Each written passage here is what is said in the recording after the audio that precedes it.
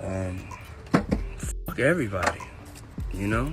Sometimes you have to say fuck everybody. It's alright.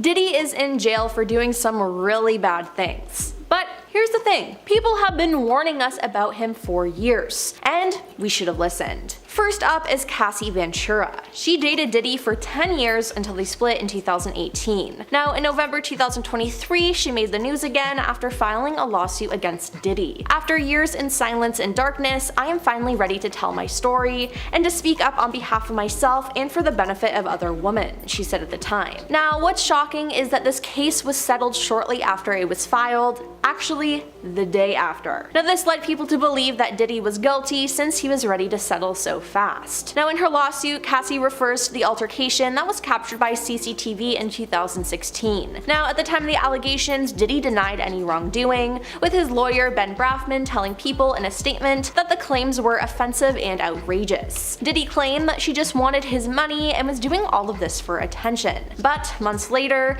the CCTV footage was released and it proved that Cassie was telling the truth. Diddy then changed his story quickly, posting to his Instagram saying, "I was disgusted when I did it, I'm disgusted now. I went and I sought out professional help. I got into going to therapy, going to rehab. I had to ask God for his mercy and grace. I am so sorry." He added at the time that he was committed to being a better man each and every day. But it seems like he was only apologizing because he got caught, not because he felt bad. You see, it's been alleged that Diddy paid $50,000 to destroy the CCTV tapes that proved he was guilty. What he didn't know was that Cassie had a copy and was able to expose him. He never thought the tapes would hit the light of day, so he would always just deny it. Cassie's lawyers released a statement about his apology, saying that it was more about himself than the many people he's hurt. They said, when Cassie and multiple other women came forward, he denied everything and suggested that his victims were looking for a payday. He was only compelled to apologize once his repeated denials were proven false,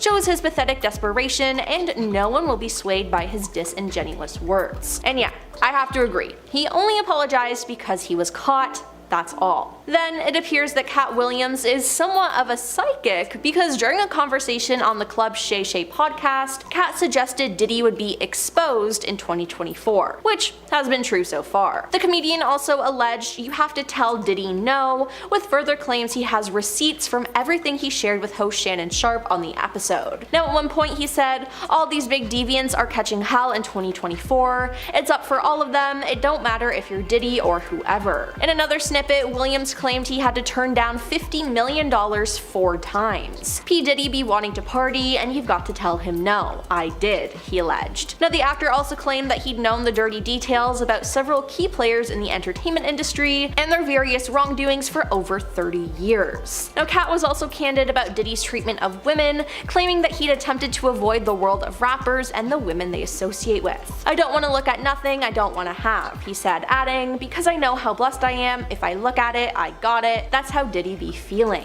he said. Now, recently with Diddy's arrest, Katt posted on his Instagram story saying that he believes that Diddy's about to snitch on everybody. Now, Aubrey O'Day first met the rapper while working with Danity Kane, which she was a member of. Now, 3 years after the group was formed, Aubrey and another member of the girl band, D Woods, were fired by Combs. He then went on air to say that her attitude needed to be humbled and claimed that she had diva behavior that went unchecked. But that's not the only side of the story. In the years since, Aubrey claims that she was fired because she refused to do things that were expected of her outside of recording and doing interviews to promote the band and the album. And you can pretty much guess what she was saying. Given all the recent allegations against Diddy, this statement seems to hold a lot more weight. In fact, Aubrey also spoke out against his recent apology video, saying Diddy did not apologize to Cassie, he apologized to the world for seeing what he did. Along with her words, she included a photo of the blanket statement that Diddy pinned to his social media account denying all the allegations. She went on to say, "He says he's disgusted with himself now and he was disgusted with himself then, but apparently he wasn't disgusted enough with himself to not pin this statement out, calling her a liar and denying all of it." And it wasn't just one member of this band turning against him. The whole girl group has a problem with Diddy. They were supposed to be the next big thing when they were signed to Bad Boy in 2004, but in 2008 when 2 of their members were fired, the dynamic of the group group changed. Over the years, the women have naturally grown apart, but one thing they can agree on is that they have encountered sexist remarks from Diddy and those around him over the years, at the very minimum. Because of this controversy, the rapper distanced himself from the group, who eventually disbanded in 2009. Then, when comedian Jay Farrow was on a podcast with Desi Bank and other guests, Desi asked for some advice as he was new to the industry and wanted to know what to look out for to protect himself. Jay responded by saying, yeah, stay away from the take that mansion, that's all I gotta say. Stay away from that, aka Diddy. Now, other guests on the podcast started laughing, and he added, they laughing because they know it's true. Now, it appears that it was an open secret that Diddy was creepy,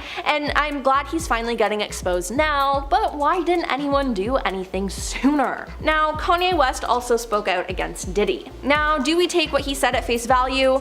No, not really, but what he said was serious. A 2022 interview with Kanye has resurfaced as he made some shocking claims about Diddy and their relationship that is causing people to re-examine what's currently happening. In the interview for Drink Champs, Kanye blasts celebrities for allegedly working with law enforcement to turn on other celebrities so they could avoid prison. One of the celebrities he called out was Diddy, who he referred to as Puff Daddy. Now, the video and the interview were later pulled because, of course, this being 2022 Kanye, he made a lot of offensive remarks about sensitive subjects. But regardless, the allegations he made against Diddy were shocking and were buried because the video got leaked. Kanye said that Diddy is making deals to keep himself out of trouble. The reason why you gotta talk is because you did a deal you effing fed. That's why you gotta come at me, because part of the deal for you to be able to do all that and get out of jail is that you promised you were gonna go pull my card, he said. Seems like allegedly being a snitch though didn't work out too well for Diddy, as he's now being accused of a lot of horrible things. And speaking of music, Diddy has also had plenty of feuds with other rappers, and one of the most infamous being 50 Cent. The two of them have had it out for one another for almost as long as 50 Cent has been in the entertainment industry. Now, whether it's the way Diddy dresses or collaborates with other artists, 50 Cent is not here for it. To say that he dislikes Diddy is an understatement, and he's happy that Diddy is getting exposed. In fact, 50 Cent has been one of the loudest voices when it comes to the Cassie lawsuit. When speaking of the CCTV footage, he said, "This is why they put that tape out. They know they can't charge him with what we saw, but they know we can't unsee what we saw." He then took another jab at Diddy for the statement he released when he said he had sat silently and watched people try to assassinate his character, destroy his reputation and legacy. In response, 50 said, "The lie detector test has determined this was a lie." Now, even as far back as 2006, 50 Cent released a diss track about him called The Bomb, where he accused Diddy of continuing to profit off the name of the notorious B.I.G., who was signed to his Bad Boy Records label. Now, whether or not this is true, the man is clearly one of the biggest haters to this day. Now, in July, before Diddy's arrest, 50 Cent did an interview with The Hollywood Reporter, stating that he had never attended any of his parties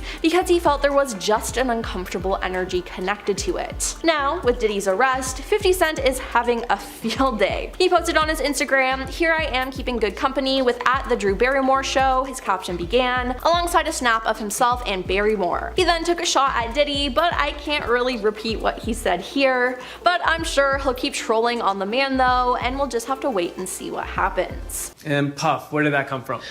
I can't tell you that. You're gonna hear about my party, they're gonna be shutting them down, they're gonna probably be arresting me. Because, you know, once you get there, the party really starts. You know I have to arrive fashionably late. Just want a little bit of peace and love.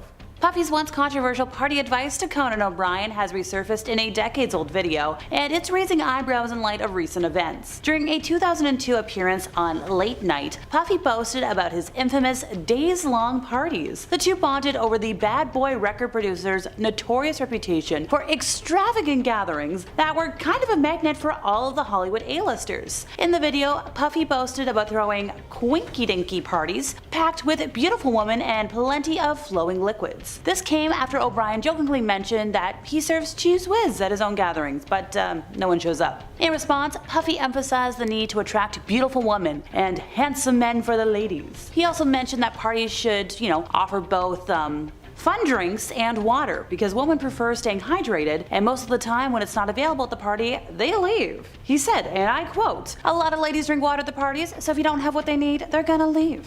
Well, yeah, that sums it up. So now, as the music mogul faces some serious charges related to things I can't talk about, many celebrities who have attended these questionable parties over the years have remained silent, likely out of concern for their own reputations. Also, Diddy suggested that to ensure women stay at his parties, it's necessary to lock the doors. Yeah, no, he literally said, got to keep them there, you need locks on the doors. And then Brian was like, ha, and then Conan was like, okay, this is starting to sound dangerous now. But the disgraced rapper continued with his creepy advice, adding that he also keeps the AC off and the room's hot so people get comfortable and loose. I don't know about you, but I like my AC, thank you very much. Another recently resurfaced interview from 1999 this time shows Puffy bragging about the parties that are now at the center of the federal case against him. He said, they won't even give me a permit for the parties no more. He was telling Entertainment Tonight, they don't want me to throw the parties no more. But he vowed, we ain't gonna stop, we gonna keep on having fun, bringing people together from all walks of life. You're gonna hear about my parties, they're gonna be shutting them down, probably be arresting me, doing all types of crazy things just because we wanna have a good time. Yeah, I think we have different definitions of a good time. Elaborating on why parties he labeled mere fun had also repeatedly attracted the attention of law enforcement, Puffy said whenever you bring up a different element into people's environment, things that broaden people's horizons, people get intimidated. He explained that reaction away by suggesting that his parties ain't nothing but breaking down racial barriers, breaking down generation barriers, people from all walks of life, it's just people from all walks of life connecting and getting together. Alrighty. That's one way of putting it. The embattled hip-hop mogul and one of his cronies had allegedly kidnapped a victim by using a weapon in December of 2011 as they tried to break into the home of another individual. 2 weeks later, Puffy's crew then set fire to the victim's car by slicing open the convertible's roof and dropping the cocktail inside. Cops and fire officials reported that at the time, the fire was obviously intentionally set. The fiery allegations were among those laid bare in a detention memo that was unsealed alongside the indictment that accused Puffy of harming women for more than a decade. In a video I saw earlier today on TikTok, thank you Daily Mail, Puffy was seen telling guests to put the youngins away at one of his crazy white parties. Yeah, the footage that surfaced of the disgraced musician was him addressing guests from the balcony at one of his debaucherous bashes at the Hamptons, and it was sometime in the 90s, or early 2000s. Puffy is holding a glass of some sort of liquid, wearing an all-white outfit in the video, and he declares that, yeah, they gotta leave soon, but they'll want to attend one of his parties in the future when they get older. He said, we fed you all, we gave you drinks, now it's time to enjoy life. This is a celebration of life. This is the real white party. They have an hour left, then this thing turns into something that, when you get older, this is something y'all are gonna want to come to. So let's just start to get our groove on, put them away, it's all good. Alright DJ, let's hit it, let's do it. Yeah, I'm leaving. An old video of Puffy and a young Justin Bieber has resurfaced amid the drama that now looks a lot worse considering the circumstances. He said in the video, right now, Justin's having 48 hours with Diddy, and the video was somewhere outside in the sunshine, some sort of garden. Where we're hanging out and what we're doing, we can't really disclose, but it's definitely a, insert age of Justin at the time, dream. And at the time, Justin, who was, a young pop sensation, was smiling very nervously next to him. For the next 48 hours, he's with me, and we're gonna go full crazy. He mentioned their shared connection through Usher, who signed the Canadian star and who was, well, kind of responsible for him at the time. By the way, if you didn't know, Puffy was Usher's legal guardian when he recorded his first album, so I'm seeing a cycle here, and it's not a good one. Puffy admitted that he harmed his ex-girlfriend Cassie in a hotel hallway back in 2016 after CNN released video of the attack, saying in a video apology he was truly sorry and his actions were inexcusable. He said, I take full responsibilities for my actions in that video. I was disgusted then when I did it, I'm disgusted now. And this was a video he posted earlier this year to Instagram and Facebook. So this security video shows Puffy wearing only a white towel, punching and kicking Cassie, an R&B singer who was his protege and longtime girlfriend at the time. The footage also shows Puffy shoving and dragging Cassie and throwing a vase in her direction. So Cassie sued Puffy in November of last year over what she said was years of harm in multiple different ways. The suit was settled the next day, but then we got all of the scrutiny we've had of Puffy, with I think like up to several more lawsuits filed in the following months, if not more by now. Also, we've got the whole federal criminal investigation that led authorities to raid his mansions earlier this year. Puffy did deny the allegations in the lawsuits, but he finally came around and he finally admitted to it. He said, it's so difficult to reflect on the darkest times in your life, but sometimes you gotta do that. He said, I went and I sought out professional help. I was going into therapy, going into rehab. I had to ask God for his mercy and grace. I'm so sorry, but I'm committed to being a better man each and every day. I'm not asking for forgiveness. I am truly sorry. He was looking somber. He was, on a patio, and it was the most direct response he had to everything that was going on. As a result of being around that man, I don't sleep to this day. Would you ever send your kid to Puffy camp? Hell no.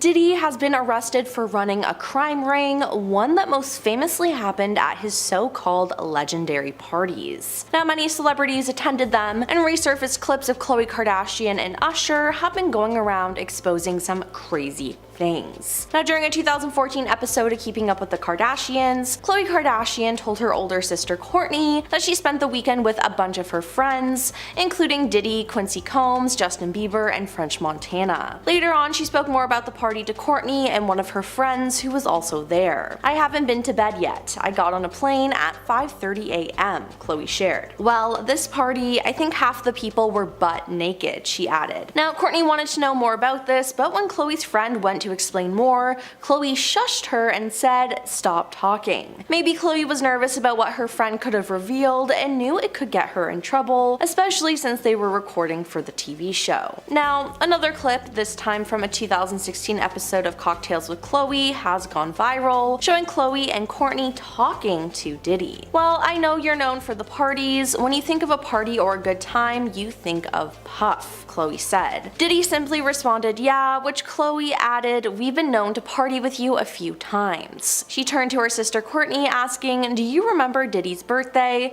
To which Kourtney admitted, "Yes, I forgot about that. That was an epic night too." Then in an Instagram post that Khloe posted in December 2019 resurfaced, as the photo shows Khloe alongside her sisters Kylie and Kim posing next to Diddy, as the caption reads, "Nothing like a Diddy party." Now, this family has an even bigger connection to Diddy, as Kris Jenner's boyfriend, Corey Gamble, is friends with Diddy and appears to be on good terms with him. Now, though, the Kardashians are worried that they might be called to testify at his upcoming trial. They've also been claiming that they were not involved in any of the illegal activities Diddy is being accused of. A source revealed that a lot of people are saying Corey must have had some knowledge of what was going on, which he totally denies, adding, "It's all very ugly and very embarrassing, and Kris is scrambling to distance them from this and distract everyone, but that's going to be impossible if they get called to testify." Then there's Usher. The story of Usher and Diddy is quite disturbing, to say the least, and I really don't understand why people thought it was okay back then. In 1994, Usher lived with Diddy, which is said to have been recommended by L.A. Reid,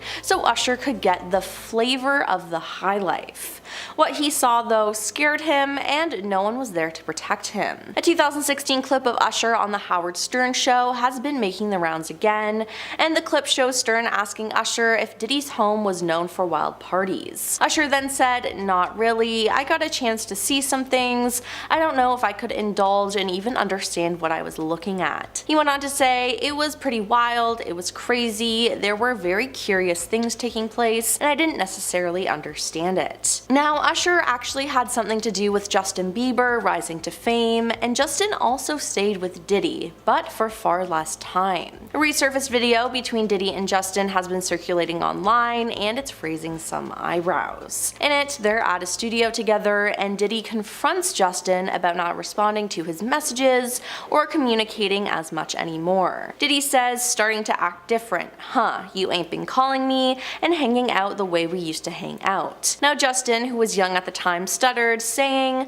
"I mean, you tried to get in contact with me throughout all my projects and whatnot, but you never got my number." And then he felt so pressured, he actually gave Diddy his personal phone number. Social media users are now raising red flags, with one person tweeting, "This is a creepy video." Now, another creepy video of Justin and Diddy has resurfaced online of the pair on the Jimmy Kimmel Show, this one being from 2011, so Justin was still very early on in his career. The clip begins with Jimmy asking them what their friendship is like and if they are working on music together. "I think that we have become friends in a strange way," Diddy says. "He's, to a lot of us, he's like a little brother. He's not afraid to call and ask for advice. He's somebody that industry-wise, the record industry is a strong family," he reflected. "He's somebody that we definitely have our arms around and we want to protect him because he's genuinely such a nice person besides his talents," Diddy said. "He's one of the greatest kids you could ever know." Now, later on, Jimmy asked Justin if Diddy had bought him anything, and the young star replied, "He got me a Lamborghini, I haven't gotten it yet though." Diddy then said the Lamborghini for a day or two, and he had access to the house, and he knows better than to be talking about things that he does with Big Brother Puff on national television. Everything ain't for everybody. Now, this was just a straight up weird interaction, and it's just awkward that he was scolding Justin like that. Now, another straight up creepy exchange between the two has also been going viral, as Diddy says in a video that Justin has 48 hours with him. Where we're hanging out and what we're doing, we can't really disclose, Diddy said in the video. But it's definitely a 15-year-old's dream. I've been given custody of him, he's signed to Usher, and I had legal guardianship of Usher when he did his first album. He added, "I don't have legal guardianship of him, Justin, but for the next 48 hours he's with me, and we're gonna go full crazy." Again, this is just straight up weird, but I'm sure Justin would never publicly speak about what he went through there, but I'm sure nothing good came out of it. Now, later on, and I mean years later, Justin did an interview where he spoke about upcoming artist Billie Eilish. He said that he took on a protective role with her, as he didn't want her to go through some of the horrible things that he went through growing up in the industry. "It was hard for me to be that young and being in the industry and not knowing where to turn, and everyone telling they love me and turn their back on you in a second," Justin explained. "I just want to protect her. I don't want her to go through anything I went through. I don't wish that upon anybody." Justin then spoke out about some of the struggles he had, which being in the public eye with didn't help. He revealed that at some points it was so bad it was dark. "Think about how young I was and so impressionable, and you have everybody telling me how awesome I am at all times," he shared. "I just want people to understand the psychology of why I potentially could have problems in my life." Now, Justin also added that he's been living in this shame with all sorts of stuff with my past. Now, could Diddy have played a role in this? I think absolutely. Now, Diddy was arrested on September 16th for being involved in a crime ring that has run since the early 2000s. It said that these crimes happened at his infamous parties that a lot of celebrities attended. It's been said that the parties were allegedly recorded, so Diddy would be able to blackmail a lot of different people. Now, this could be why some people have remained silent in the Diddy case. Last week, Texas attorney Tony Busby held a press conference to announce that an additional 120 accusers will come forward with allegations against the star, and I'm sure this will continue to snowball with more and more victims coming out and more people being exposed for being involved in this awful case. My behavior on that video is inexcusable. I mean, I hit rock bottom.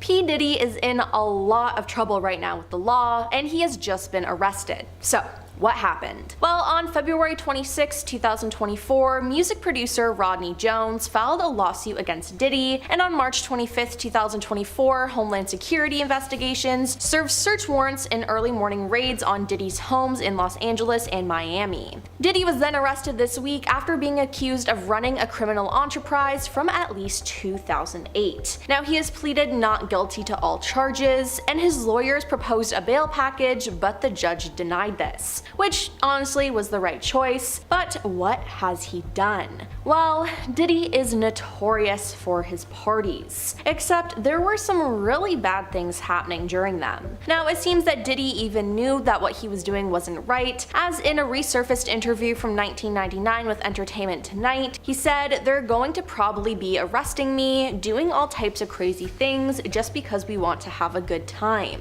Whenever you bring up a different element into people's environment, things that broaden people's horizons, people get intimidated. There's a lot of people out there that feel intimidated by it. Now, I mean, the fact that he even admitted to this is crazy. So many people were aware of the bad things that were happening, but they did nothing to stop it. Now, there have been plenty of celebrities linked to him in these parties, including Jennifer Lopez, Leonardo DiCaprio, Paris Hilton, Kim Kardashian, Howard Stern, Kelly Osbourne, Tommy Lee and Pamela Anderson, Jay-Z, Beyonce, Mariah Carey, and Nick Cannon. Now, people are also questioning Ashton Kutcher. Outside of acting, Ashton is a part of a lot of organizations that fight against what Diddy is being accused of doing. But the thing is, Ashton is friends with Diddy, which is raising a lot of eyebrows. Now, during a 2019 appearance on Hot Ones, Ashton was asked if he had any anecdotes from attending Diddy's parties. "I've got a lot I can't tell," he joked. "Can't tell that one either. I'm actually cycling through them. Diddy parties, man, that was some weird memory lane thing.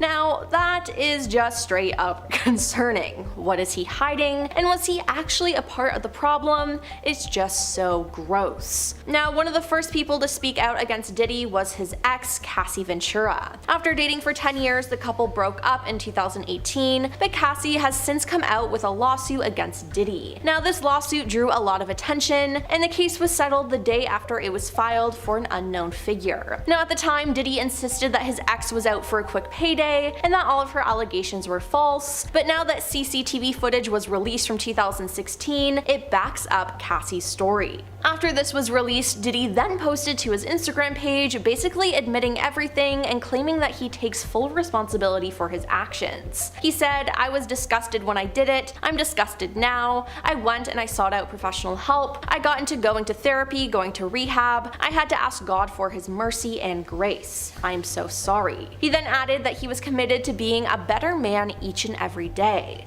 But people in the comments were not believing him. They criticized Diddy for only apologizing now that the evidence has finally come out. After all, it was alleged that he paid $50,000 to keep the CCTV footage from the incident, but he failed to realize that Cassie had a copy of it too. And clearly this was the final nail in the coffin when it came to his defense. Cassie's lawyers released a statement about his apology, saying that it was more about himself than the many people he has hurt. They said when Cassie and multiple other women came forward, he denied everything and suggested that his victims were looking for a payday. He was only compelled to apologize once his repeated denials were proven false and shows his pathetic desperation, and no one will be swayed by his disingenuous words. So yeah, the situation with Cassie was horrible, and he tried to gaslight everyone about it. Now he's done some other terrible things too, like with Usher and Justin Bieber. Now Usher was introduced to Diddy when he was young, and Diddy took him under his wing to help launch him into stardom. Now it worked, but at what price? In an interview with Howard Stern, Usher spoke about his time at Diddy's parties. "Not really, I got a chance to see some things. I don't know if I could indulge and even understand what I was looking at." He went on to describe the wild nature of the events, saying, "It was pretty wild, it was crazy, there were very curious things taking place, and I didn't necessarily understand it." Now, American singer Jaguar Wright reveals that Diddy had been trying to gain control over Justin Bieber, but struggled until Usher stepped in, took over management, and then ultimately handed Justin over to Diddy for 48 hours. Now, what happened in the 48 hours? Who knows? Now, Diddy also created a girl group called Danity Kane. One member, Aubrey O'Day, was later fired from the group and spoke out about Diddy. While Diddy went on the air to say that Aubrey's attitude needed to be humbled, in the years since, Aubrey claimed she was fired because she refused to do things that were expected of her outside of recording and doing interviews to promote the band in the albums. Now, given the recent allegations against Diddy, this statement seems to hold a lot more weight. Maybe he wanted her at these parties, but she wanted nothing to do with it, which I don't blame her for. Recently, Aubrey also spoke out against his recent apology video and wasted no time criticizing his response on social media. She wrote, "Diddy did not apologize to Cassie, he apologized to the world for seeing what he did." Well, that's all for the secret lies of P. Diddy he tried to hide. Okay, we gonna have DJ Cassidy right now get on the ones and twos. Well, this party, I think half the people there were butt naked. Diddy, Quincy, Justin Bieber, So far, so French good. Montana. The person that we knew for 25 years, so that the judge could take that into full consideration relative to the sentencing.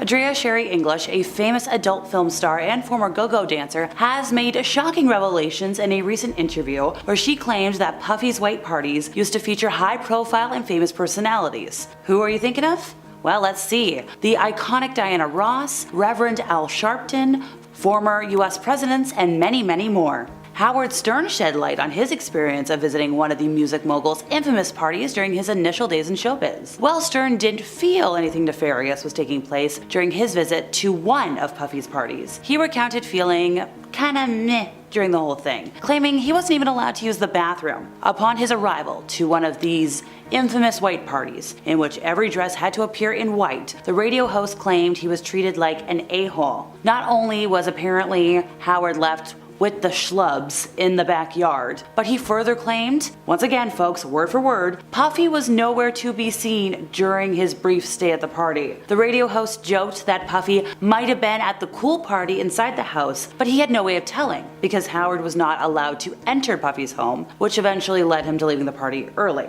Now, pardon me, but Howard Stern, sir, I'm going to address you directly. I found a photo of the two of you together at a white party. So unless you attended multiple parties, and in that case, my dude, be specific, Puffy and Howard did at least say hello at this party. So what else are you lying about today? Usher, once mentored by Puffy and often photographed at his parties, has said that a lot of wild things happened. So, while Usher was just getting his foot in the music industry's door, he spent a year living with Puff Daddy. I believe Puffy actually had, custody of him. Usher did open up about his experience in an interview with, you guessed it, Howard Stern. Although he made it sound like a blast, Usher did hint at something more disturbing beneath the surface. Usher said that he didn't understand what he was even looking at, very curious things were taking place, and perhaps most telling, Usher made it clear he wouldn't want anybody else in his family going anywhere near Puffy. Now, regardless, Usher would actually hand over his protege, Justin Bieber, to Puffy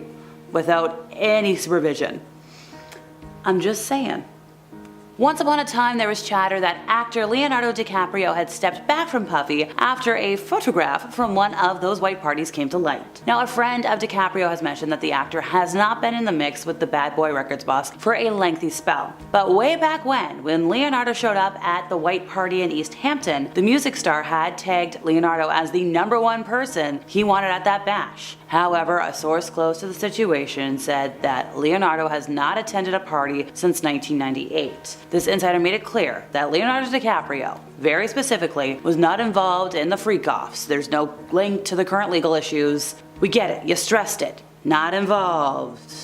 Anna Wintour has been photographed partying with Puffy several times. Appearing with the rapper and sending him that coveted Met Gala invitation contributed significantly to his acceptance into the upper reaches of the fashion world. Their friendship extended to plenty of Vogue coverage for the rapper, who has enjoyed regular features and photo spreads in the magazine for decades, the most famous of which, probably 1999's Puffy Takes Paris. Puffy would ultimately develop such a complex about his place in the industry that he would allegedly tell his employees, when you speak to me, you should imagine that you're talking to Karl Lagerfeld. Which, you're thinking pretty highly of yourself, pal.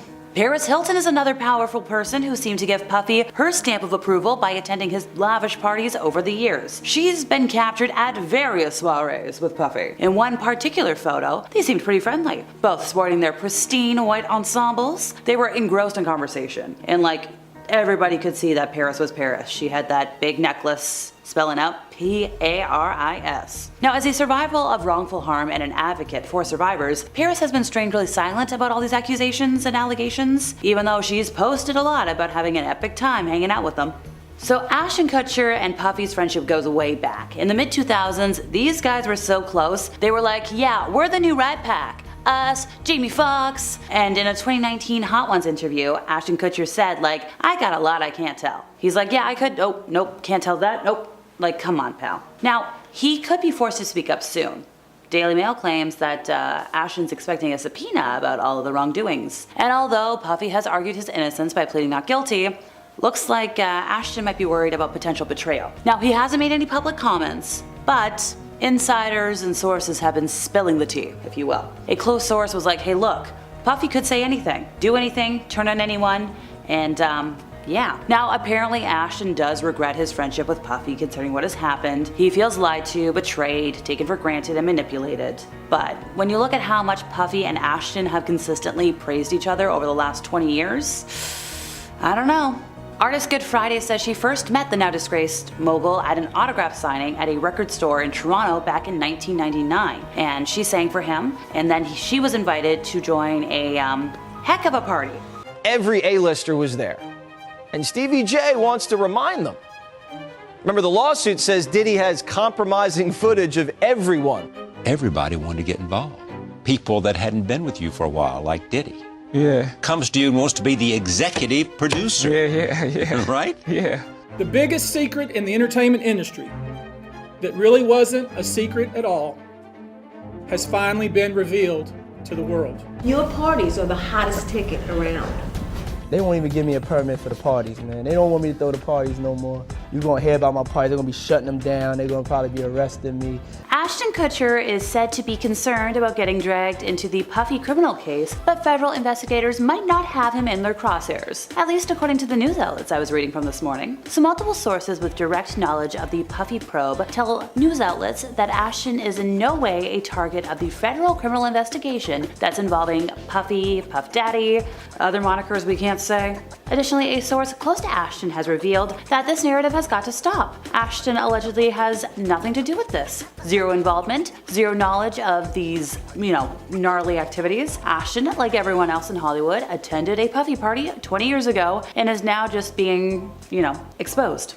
There were reports out this week indicating that Ashton is terrified that Puffy might run to the feds with false allegations about the actor to weasel his way out of jail time, but according to the sources I saw, Ashton doesn't have anything to worry about. Federal prosecutors said they were looking at charging more people involved in Puffy's alleged crimes when they announced the indictment last month, but so far nobody else has been charged. Now, despite being caught up in the controversy surrounding Puffy, Ashton is forging ahead with a scheduled public appearance this month. So when you consider that Puffy's recent arrest on allegations including, some naughty crimes, some racketeering, kind of causing a stir in Hollywood, the That 70s Show actor is reportedly uneasy about his connection to Puffy. But hey, he's still facing everything head on. Although Puffy has argued his innocence by pleading not guilty, rumors are kicking around that Ashton is worried about being betrayed. But he's not ducking out of the spotlight. The former punk star is lined up to make an appearance at an upcoming tech event. Now, he hasn't made any public comments regarding Puffy's legal troubles, but rumors indicate he's privately wrestling with concerns about what the rapper might reveal to save his own skin. A source close to the Daily Mail said that with Puffy, he could say anything.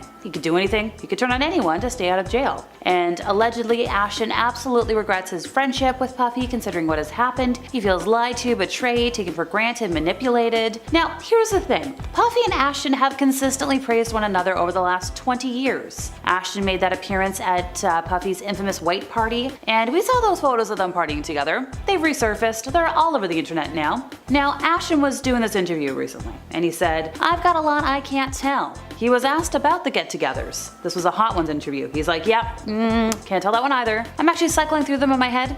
Puffy party stories, man. That was some weird memory lane thing. So if you can't talk about it, then I'm sure I can't talk about it.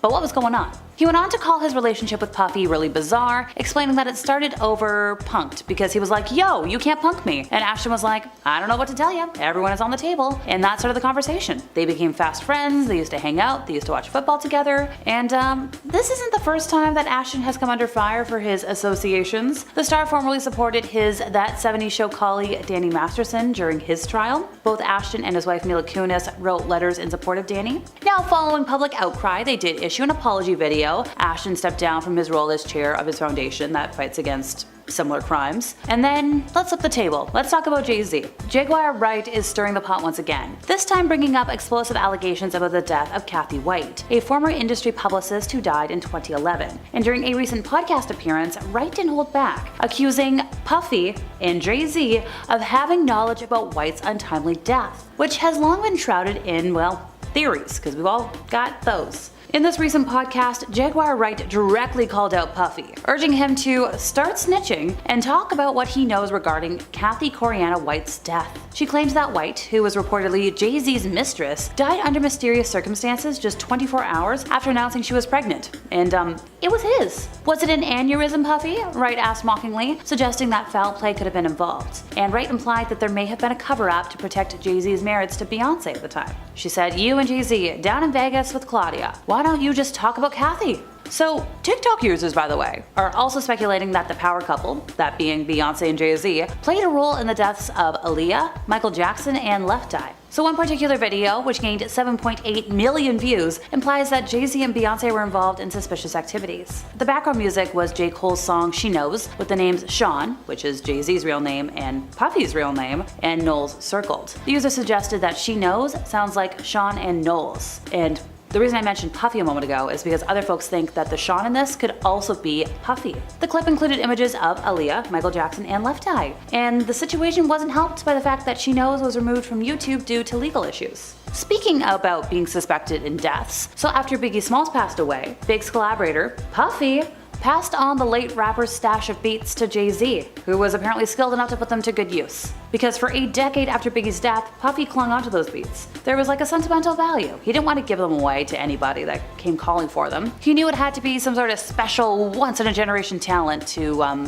take them over. And, to quote the news outlets, allegedly at the time there was nobody more fitting than Jay-Z, who took over as King of Brooklyn following the demise of Big. But once again, little suspicious when you look at all these things and suspicious deaths. Now, if you're gonna ask, let's say 50 Cent about Puffy or Biggie, his 2006 diss track alleged that Puffy was connected to the death of Biggie Smalls. In October of 2023, 50 Cent elaborated on his beef with Puff, describing his parties as uncomfortable. During his final lap tour, 50 Cent said, "Puff would hug you from the front and the back at the same time." Now, Puffy has disclosed that Jay-Z, once again we got that other Sean, is the only other individual who's allowed to address him by his given name. He said, "There's only one person. I call him Sean, that's Jay-Z. We call each other Sean. Nobody else could call me Sean. There's not a single person outside of my mother that should be calling me Sean." Okay, noted. I'll stick to calling you Puffy. Now, Beyonce.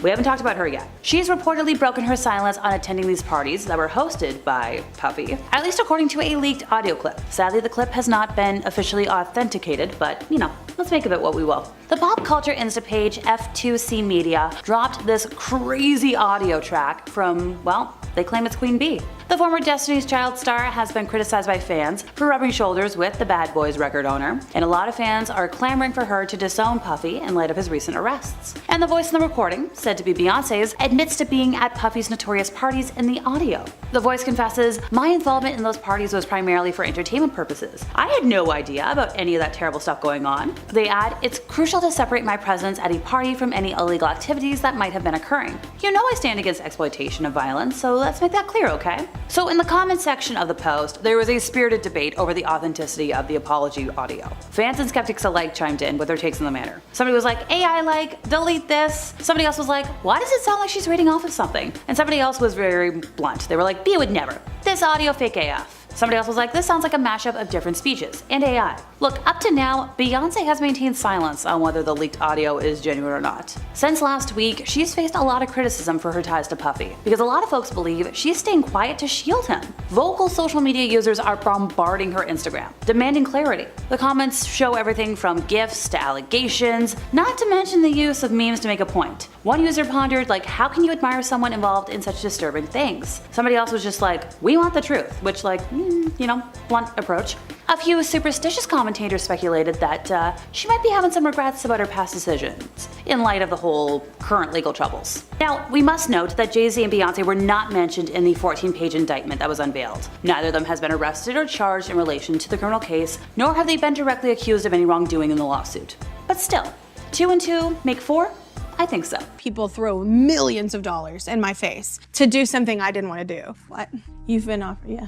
Oh, they're in the room. Yeah. Bus pulled up. 30 girls get out.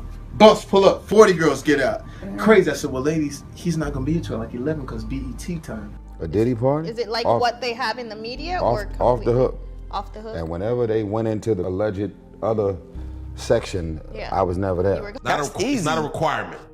Bro, the requirement is you gotta say no to Diddy. Beyonce has reportedly broken her silence on attending these parties, according to a leaked audio clip. So the pop culture Insta page F2C Media dropped what they claim is an audio heck of a recording from Queen Bee herself. The former Destiny's Child star has been criticized by fans for rubbing shoulders with the Bad Boy Records owner, with a lot of fans clamoring for her to disown Puffy in light of his recent arrests. So the voice in this recording, said to be Beyonce's, admits to being at Puffy's notorious parties in the audio. She said that her involvement in those parties was primarily for entertainment purposes, and she had no idea about any of that terrible stuff going on. She goes on to say that it is crucial to separate her presence at a party from any illegal activities that might have been occurring. She said, "You know I stand against exploitation and violence, so let's make that clear, okay?" Now, in the comments section of the post, there was a spirited debate over the authenticity of the apology audio. Fans and skeptics alike chimed in with their takes on the matter. One doubter said, "AI, delete this." Somebody else said, like, "Why does it sound like she's reading off of something?" And somebody else was like, "Look, B would never. This audio fake AF." Somebody else thought it might be a mashup of different speeches in AI, but Last I checked, Beyonce has stayed silent on whether it's genuine or not. And I feel like if it was fake, she would have wanted to slam that right away. She's been facing a lot of criticism for her ties to Puffy because, well, some folks believe she's being quiet to shield him. A lot of social media users are bombarding her Instagram comments demanding clarity. Somebody pondered, like, how can you admire someone involved in such disturbing things? Now, a few superstitious commentators speculated that Beyonce might be having regrets about her past decisions in light of everything because, well, they said, and I quote, "Selling your soul really wasn't worth it, was it? What goes up must come down." Now, we have to say that Beyonce and Jay-Z were not mentioned in Puffy's 14-page indictment in September, and neither of them has been arrested or charged in relation to anything to do with this. They also have not been named in any lawsuits. When J-Lo dated Puffy between 1999 to 2001, she wasn't really a megastar yet. She had starred in Selena, her first major movie, in 97, but then she was arrested with the disgraced mogul following an event at a nightclub in Manhattan, but was later released with Puffy without charges. But she hasn't made a peep about the allegations against her ex-boyfriend. A source close to J-Lo mentioned that after the Cassie video leaked, J-Lo wouldn't be speaking up about Puffy because it's not her story to tell. Ashton Kutcher and Puffy's friendship is an old one. In the mid-2000s, the pair were so close that they took to bragging about themselves as the new Rat Pack alongside actor Jamie Foxx. In a 2019 Hot Ones interview, Ashton told Sean Evans that, "I've got a lot I can't tell." And when he was asked about their friendship, he could be forced to speak up soon, as the Daily Mail claimed the star was expecting a subpoena about Puffy's wrongdoings. Although Puffy has argued his innocence by pleading not guilty, rumors are kicking that Ashton's worried about that betrayal. Now, he hasn't made any public comments about Puffy's legal trouble, but a lot of rumors indicate he's privately wrestling with concerns about what Puffy might reveal to save his own skin. Another source mentioned that Puffy could say anything, do anything, or turn on anyone to stay out of jail. And apparently Ashton absolutely regrets his friendship with Puffy, considering what has happened. He feels lied to, betrayed, taken for granted, and manipulated. But look, these two guys have consistently praised each other over the last 20 years. Ashton went to that very infamous white party. Usher, once mentored by Puffy himself, often photographed at his parties, has said that wild things happened while hanging out with the rapper. When he was just getting his foot in the music industry's door, Usher spent a year living with Puffy. Now, he opened up about this experience in a 2016 interview with Howard Stern, and although he made it sound like a blast, he did hint at something more disturbing beneath the surface. He said that he didn't understand what he was even looking at, and very curious things were taking place. Perhaps most telling, Usher made it clear that he wouldn't want his descendants attending Puffy camp like their father. Well, regardless, Usher's protege, Justin Bieber, would spend 48 hours at least unsupervised with Puffy. Now, it might just be speculation, but if you look at all the recent videos of Bieber that have hit the internet from that time period, poor guy. In 2007, Puffy was pictured with Prince William and Prince Harry at a post-concert celebration the royals hosted to thank all of those who took part in the concert for Diana at Wembley. The now estranged royal brothers posed for photos alongside Puffy and Kanye West, with the Duke of Sussex throwing an arm across the jailed mogul's shoulder while the Prince of Wales appeared to embrace him. Now, earlier this year, Prince Harry's name appeared in U.S. court documents related to a $30 million lawsuit, claiming that Puffy is someone who does bad things to people. Record producer Lil Rod filed the lawsuit against Diddy and claims that his affiliation to the Duke of Sussex and other stars gave him and his associates legitimacy. Now, the court documents that were filed back in February didn't suggest any wrongdoing on Prince Harry's part. He's not a defendant, by the way. And on the other hand, the Prince of Wales isn't even named in the court documents. It's not known how many times Harry has met the rapper since then, if at all. Now, while Harry's not facing a legal claim, you gotta remember, this is not the first time the royals have been embroiled in serious court allegations in the US. Anna Wintour has been photographed partying with Puffy not once, not twice, but several times. Appearing with the rapper and sending him that coveted Met Gala invitation contributed significantly to his acceptance into the upper reaches of the fashion world. Their friendship extended to plenty of Vogue coverage for the rapper, who has enjoyed regular features and photo shoots in the magazine for decades, the most famous of which was likely 1999's Puffy Takes Paris. Puffy would ultimately develop such a complex about his place in the industry that he would allegedly tell his employees, "When you speak to me, you should imagine that you're speaking to Karl Lagerfeld," as one anonymously told to news outlets. Paris Hilton is another powerful person who seemed to give Puffy her stamp of approval by attending his lavish parties over the years. As a survivor of wrongful harm and an advocate for young people, Hilton has been strangely silent about the accusations against Puffy, even though she's posted about having an epic time hanging out at his house. Mariah Carey and Puffy have have been photographed together numerous times as they both emerged to music prominence around the same time in the late 1990s and early 2000s. She's also been a frequent guest at his parties, so what does she know? One time there was chatter that actor Leonardo DiCaprio had stepped back from Puffy after a snap from one of those white parties came to light. So a friend of Leonardo mentioned he hasn't been in the mix with the Bad Boy Records boss for a long time. Back when Leonardo showed up at that big white party though, Puffy had tagged him as the #1 person he wanted at the bash. Although a source close to the situation stressed that Leonardo has not had any connection with Puffy since attending that party. They made it clear that no, he's not involved in any of those freak-offs, no links to any of the current legal issues. Okay, we get it. During an intimate discussion with Oprah, peeling away the layers of his complex life, Puffy evoked curiosity by avoiding details about the origin of his well-known moniker, the Puff Daddy one. This conversation, which was part of an interview for Oprah's O magazine, began casually as Oprah was like, what's the deal with the name? And Puffy just said, it's a nickname somebody gave me. And when probed further about it, he became notably reserved. He said, I've never told anyone that. I know you get people to tell you everything, Oprah, but I can't look you in the eye and explain that one. And at the time, he was changing his name, so he said, no more Puff Daddy. First week in June, we're gonna have a name change ceremony. And he said, I'm rocking with PD now. My man Biggie gave me that name. Now, this was all after crimes committed by Puffy that I can't talk about, but I know you know. Did he do it, right? Yeah, I know you've been heavy on social media talking about it. He did it. And I'm the only one who's been vocal about this long before it actually. Oh, you've been saying this for a long time now. Oh, hey, everybody know ain't no party like a Diddy party, so. Yeah, that's what's up. Yeah. He said something fabulous and he goes, but me and you, we ain't party. Like, we need to party. And when people say that to me, I get a little uncomfortable.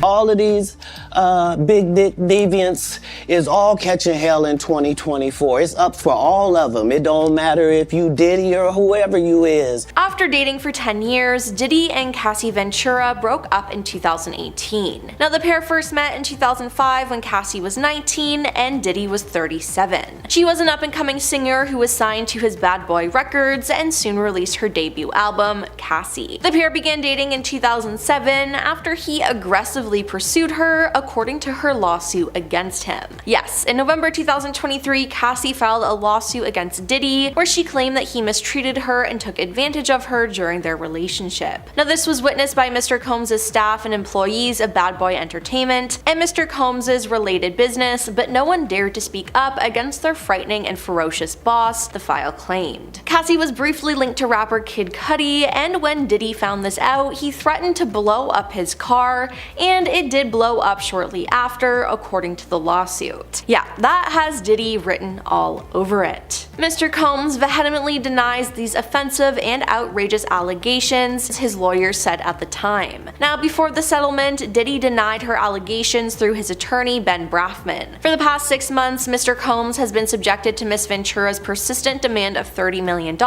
under the threat of writing a damaging book about their relationship, which was unequivocally rejected as blatant blackmail. Now, after the case was settled, the day after it was filed, I may add, his attorney put out another statement saying, just so we're clear, a decision to settle a lawsuit, especially in 2023, is in no way an admission of wrongdoing. Mr. Combs' decision to settle the lawsuit does not in any way undermine his flat-out denial of the claims. He is happy they got to a mutual settlement and wishes Miss Ventura the best. So yeah, Diddy claimed he was innocent, that Cassie was lying, and that was that. Until earlier this year, when hotel footage leaked of an incident Cassie described in the lawsuit. Now, it was proof that she was telling the truth and Diddy was lying. He wasn't innocent at all. Now, after this was leaked, Diddy made an apology where essentially he was only sorry because he got caught. Honestly, the CCTV footage was extremely disturbing, and it showed us that there was something seriously wrong with the star. It also showed us that he was a liar and would do anything to protect his image. It was truly chilling. Then there is Usher. Now, he didn't mean to expose Diddy, and he didn't do it out of malice, but some stuff he revealed really showed us what type of person Diddy is. When Usher was younger, Diddy literally had custody of the star. I got a chance to see some things, I went there to see the lifestyle, and I saw it, Usher said during his first Howard Stern show interview. He went to a Puffy Flavor camp after he impressed music executive L.A. Reid with his musical abilities. He was then flown to New York to live with Diddy during the heyday of the Bad Boy Records in order to experience what it meant to really make it big in music. music. Now, Diddy also exposed Usher to Hollywood parties, and they weren't really appropriate for him. Usher spoke about this in an interview with Howard Stern, saying, "I got a chance to see some things. I don't know if I can indulge and even understand what I was looking at." He then went on to describe the wild nature of events, saying, "It was pretty wild, it was crazy. There were very curious things taking place that I didn't necessarily understand it." Now that Usher has his own kids though, Howard was curious if he'd ever send them to Puffy Flavor Camp. "Hell no," Usher said. And I honestly think that's extremely telling. Diddy clearly wasn't the right person for Usher to be with. Sure, it helped his music career, but everything else, I don't know. Then there's 50 Cent. 50 Cent has always been vocal for his distaste against Diddy, and it turns out he was also right when it came to this. 50 Cent has been calling out Diddy since the early 2000s and has continued to defend what he said in the past. He's been very public about not going to Diddy parties and saying how weird they were. Now, after the footage of Diddy and Cassie at the hotel was leaked, 50 Cent was seen defending Cassie and standing up for her, calling what Diddy did horrible. Then, when Diddy's house got raided in March this year, he poked fun at the star, and after Diddy was arrested in September for various crimes, 50 Cent said he knew this all along and was happy that people were finally listening to him. "Look, it seems like I'm doing some extremely outrageous things, but I haven't," he told People magazine in October. "It's really me saying what I've been saying for 10 years. He then added, "Now it's becoming more full-facing in the news with the Puffy stuff, but away from that, I'm like, yo, it's just my perspective because I stayed away from that stuff the entire time because it's not my style." 50 Cent is actually making a documentary about Diddy called Diddy He Do It, and it's been said that it will follow a complex narrative spanning decades, as the series director Alexandria Stapleton told Variety. Now, I think this means that we need to listen to what 50 Cent says more often. Now we have Katt Williams. In January this year, he sat down for a tell-all interview with Shannon Sharpe on the Club Shay Shay podcast. During this interview, he dropped some bombshells about Diddy. In the interview, Katt predicted that Diddy would be catching hell in 2024, and he later added, "I had to turn down $50 million 4 times to protect my integrity." Katt then goes on to say, "Because P. Diddy be wanting to party, and you gotta tell him no." He also predicted Diddy's run-in with authorities, as he noted during the interview, "All of these big deviants is catching hell in 2024, it's up for all of them. It doesn't matter if you Diddy or whoever you is, all lies will be exposed. In 30 years, I've done nothing but collect information, knowledge, and your secrets. I know so many things I shouldn't know, and they all know it." Now, people on the internet are now watching this interview back and are claiming that Katt was trying to warn people. One person on Twitter said, "The only celebrity we should be taking seriously is at Katt Williams. He's honest and not afraid of the truth." Another said, "Feds looking for Diddy. Ever since Katt Williams said this, 2024 never been the same." Now, I just wish that Katt warned everyone sooner. In 2022, Kanye West claimed that Diddy was working with law enforcement, and that's why he was getting away with some of the stuff he was doing. In an interview for Drink Champs in 2022, Kanye called out celebrities for allegedly working with law enforcement to turn on other celebrities so they could avoid prison. Now, one of the celebrities he called out by name was Diddy, who he referred to as Puff Daddy. Now, the whole interview was eventually deleted due to some offensive things Kanye said, but with people now digging it back up, his comments about Diddy hold more weight. Kanye said that Diddy is making deals to keep himself out of trouble. "The reason why you gotta talk is because you did a deal, you effing fed. That's why you've got to come at me, because part of the deal for you to be able to do all that and get out of jail is that you promise that you're gonna pull my card," he said. Now, a lot of people didn't take this seriously, as Kanye was acting, well, insane in 2022 and was just full of hate, but it seems like he might have been right about this. In the end though, Diddy was arrested, so if he did have a deal, it didn't work out. And finally, we have Aubrey O'Day. Now, Aubrey worked closely with Diddy as she was a part of a girl group that was under his management. Now, Aubrey was later fired from the group though and spoke out about Diddy, while Diddy went on air to say that Aubrey's attitude needed to be humbled. In the years since, Aubrey claims that she was fired because she refused to do things that were expected of her outside of recording and doing interviews to promote the band and the albums. Now, given all the recent allegations allegations against Diddy, you can put together what she was insinuating. Now, she wasn't afraid to talk about him and call him out in the media. During a 2019 interview with Variety, she went into greater detail, discussing her time on the Diddy-produced Making the Band show, and said, "We were scared to death with what would happen with Puff each day. I experienced everything from race remarks to sexism, and a lot of it was scary." Now, she also called out the rapper after the video of Diddy and Cassie was leaked online, as he made an apology regarding the video, and Aubrey criticized his response on social media. But honestly, I'm glad she's felt empowered enough to speak up against what she went through. I'm gonna tell you the craziest thing about Diddy being locked up right now, facing mandatory minimums, the possibility of life in federal prison. He believes he's innocent. I believe he's innocent. Diddy's attorney revealing the worst thing about jail for the rapper. But his lawyers have said, look, he's remained focused, he's remained positive. And by the way, several of his children, they have been visiting him at the Metropolitan Detention Center, or the MDC. Sean Diddy Combs' son, Christian, announces he's taking over his father's Instagram page. What's up, y'all? It's King Combs. And right now, I'm taking over my pop's Instagram. We're gonna be posting videos by spreading, good energy and taking y'all down memory lane and all the positive things he did. Thank y'all for being strong, and thank y'all for being by my side and supporting me. I love y'all. I got the best family in the world. But the conditions of the prison are far from homey, notoriously described as, quote, dreadful, as one judge put it. Diddy has been in jail for almost 2 months now, and his treatment there is very different from that in the outside world. Diddy's lawyer, Mark Infiligo, said, "I think the food's probably the roughest part of it," he told reporters outside of a New York courthouse on October 10th. Now, Diddy's other attorney, Anthony L. Rico, added that he is making an adjustment amid his legal setback. "Sometimes the more you push a person down, the stronger they get," Rico said, according to NBC News. "Nobody's okay with staying in jail." Now, Diddy is currently being held at the Metropolitan Detention Center in Brooklyn. According to a Federal Bureau of Prisons handbook obtained by E! News, the detention center offers regular, heart-healthy, and no-flesh dietary options to its inmates, as well as access to purchase food from the commissary. Now, on Diddy's birthday, which was November 4th, he had access to fruit, oatmeal, whole wheat bread, biscuits, oven brown potatoes, and spreads like jelly and margarine for breakfast, according to the Federal Bureau of Prisons national menu.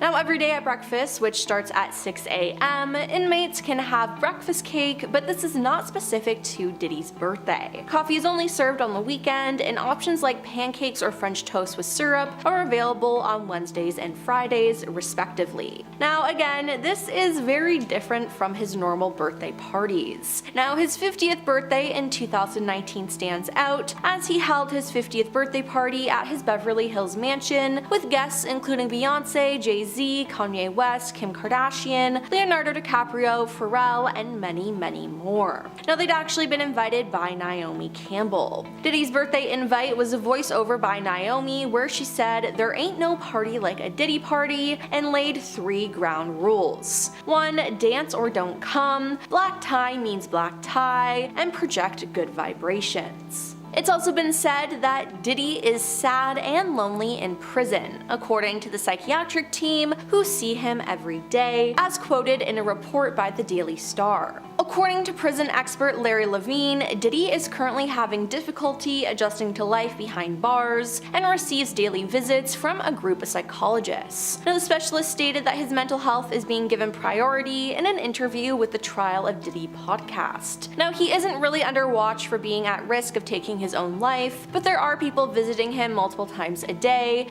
to check on him, Larry said. Now, someone from the psychology department is coming to visit with him, so they play a game with the prisoners. Larry continued that he's not playing chess and he's in a cell by himself. Now, Larry, who works with prisoners to help them get ready for life behind bars, claimed that Diddy is receiving different treatment from other inmates because of his status. He's receiving extras during his incarceration, such as additional showers during the week, as quoted in a report by the Daily Star. Now, Diddy's 55th birthday was on November 4th, and instead of spending it by throwing a lavish party like he usually does, it was quite a depressing day for him. But his 7 children, Christian, Quincy, Chance, Justin, Love, and twins Jesse and Delilah, posted an Instagram video of the phone call from the detention center where he was being held. Now, Chance, who Diddy shares with Sarah Chapman, was not with his siblings but on a different phone as they spoke to Diddy on speakerphone. Now, Diddy's children gathered around a cake while they sang happy birthday. "I can't wait to see y'all," he said, "and I just wanted to say I'm proud of y'all just for being strong. Thank you for your strongness. Thank you for being by my side." Now, this isn't the first time the family has spoken out in support for the star. In a joint Instagram post, Diddy's children